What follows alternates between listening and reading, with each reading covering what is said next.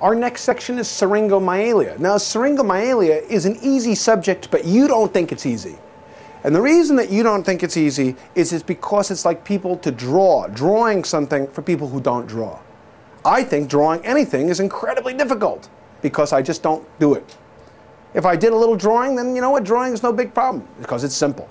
It's simple after you see that it's just a couple of data points. Syringomyelia, the first thing is, what is a syrinx? A syrinx is an expensive Greek word for water balloon, water cavity, fluid-filled cavity, a syrinx. A syrinx, like meninges, is an expensive Greek word for covering. Covering, the meninges.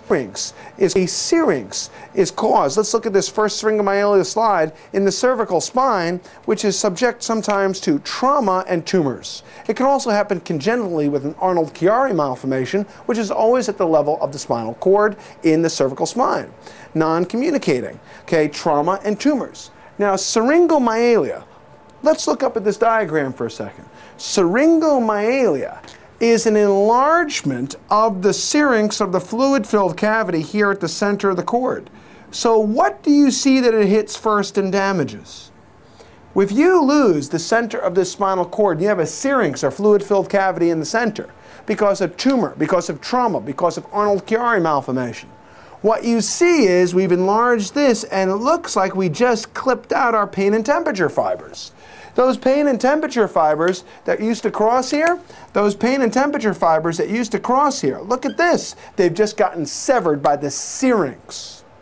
So if you understand the anatomy, that the pain and temperature fibers cross at the center, you will understand why syringomyelia presents with the loss of pain and temperature because the fluid-filled cavity at the center assassinates, murders, kills, damages the decussating pain and temperature fibers. You will also see that position and vibratory stay intact because position and vibratory are not decussating near the center. They're traveling up the posterior column and then crossing in the midbrain. That's why syringomyelia is pain and temperature loss. Now, the other thing about syringomyelia that's unique is that syringomyelia, 1, doesn't give pain. Number 2, doesn't give tenderness. Number 3, doesn't give hyperreflexia. Most of the time, can actually make you lose reflexes. Syringomyelia, when you're looking at the spinal cord and they ask you what it is, then you say MRI. MRI that cord. MRI the cord. Single best answer, MRI. There's nothing to biopsy in syringomyelia. There's no mass necessarily. Not just for the syringomyelia. If there's a tumor causing it, you can biopsy it, but not for the syrinx. Then the syrinx, there's nothing to biopsy. Pain and temperature decussate at the level of the cord. When there's a syrinx or fluid-filled hole, because there's trauma or tumor obstructing it, it damages those pain and temperature findings, but keeps intact position, vibratory, light touch, and motor. MRI is the most accurate.